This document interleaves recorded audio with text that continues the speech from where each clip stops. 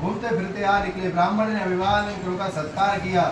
ऋषि जो कुशल पूछने पर ब्राह्मण ने अपनी गरीबी के दुख छूटने का उपाय पूछा। ऋषि ने कहा, हे विप्र, गरीबी दूर करने के लिए तथा धन प्राप्ति के लिए तुम्हें अधिक मास की कृष्णा परमा एकादशी का विधि पूर्वक व्रत करना चाहिए। हे धर्मराज, ब्राह्मण तथा उसकी स्त्री विधि पूर्वक परमा एकादशी का व्रत किया, जिसके प्रभाव से उसके समय एक राजकुमार उधर से घूमता हुआ निकला। उसने ब्राह्मणों को रहने के लिए अच्छा महल व 5 गांव निर्वाह के दे दिए। ब्राह्मण और उसकी स्त्री सुख पूर्वक महल में रहने लगे। सूत जी कहते हैं, भगवान श्री कृष्ण के मुख कथा श्रवण कर विधि पूर्वक व्रत करके धर्मराज से स्वयं पहुंच गए। इसलिए धन और राज सुख चाहने वाले को व्रत अवश्य करना चाहिए।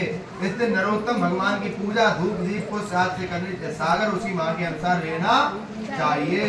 बोले एकादशी मैया की। अब एकादशी व्रत उद्यापन विधि इसमें बताई गई है, वो अनेक जल्दी जल्दी हम बताए ना, फिर हवन कराएं। एकादशी व्रत का उद्यापन तथा किया जाता है जब व्रत रखने वाले स्त्री पुरुष को समय तक नियमित व्रत करने का संकल्प लेते, भगवान के साक्षी मानकर किए व्रत व संकल्प पूर्णतया अंतिम व्रत का पश्चात उसके उद्यापन करने पूरी होती है। व्रतों के संकल्प का पुण्य फल तभी मिलता है जब उसका उद्यापन विधि विधान से किया जाता है। उद्यापन किए बगैर किसी भी व्रत का कोई पूर्ण फल प्राप्त आपको नहीं होता है, इसलिए उद्यापन अवश्य करना चाहिए, चाहे कोई भी व्रत करो। एकादशी व्रत उद्यापन अगैन मास की कृष्ण पक्ष की एकादशी करना चाहिए और फिर जब श्रद्धा हो तब करना चाहिए। माघ में अथवा भीम तिथि को उद्यापन किया जाता है। उद्यापन किसी भी योग्य आचार के द्वारा संपन्न करावें। दशमी के दिन एक समय भोजन करें।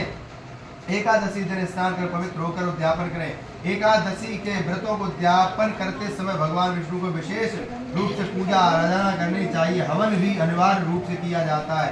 उद्यापन वाले दिन व्रत धारक को सपत्नी के स्नान स्वच्छ वस्त्र धारण करके पूजा करनी चाहिए। पूजा स्थल सुंदर रूप से सजाकर और सभी पूजन सामग्री निकट रखकर भगवान विष्णु लक्ष्मी जी की षोडशोपचार पूजन आराधना करनी चाहिए।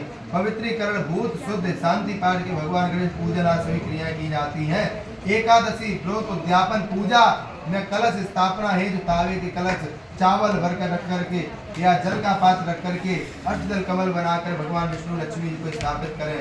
ध्यान आह्वान किया जाता। भगवान कृष्ण श्री राम अग्नि इंद्र प्रजापति विष्णुदेव की ब्रह्मा जी की पूजा करनी चाहिए। इसके बाद मंत्रों स्वस्थ करके एक एक करके सबको भगवान की पूजा सेवा करें, अर्पित वस्तुएं करें। इसके बाद हवन किया जाता है। वास्तव में ये सभी कार्य पूजन कराने वाला ब्राह्मण ही करता है।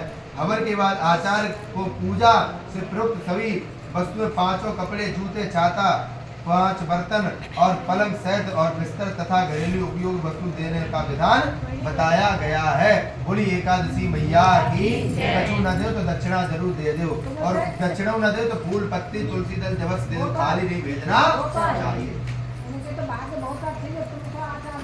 ना बढ़िया वो अच्छी मानता है। बोले एकादशी मैया की। अब सब लोग पुष्प चढ़ा दे और हवन के लिए आएंगे भैया, तो शेरवानी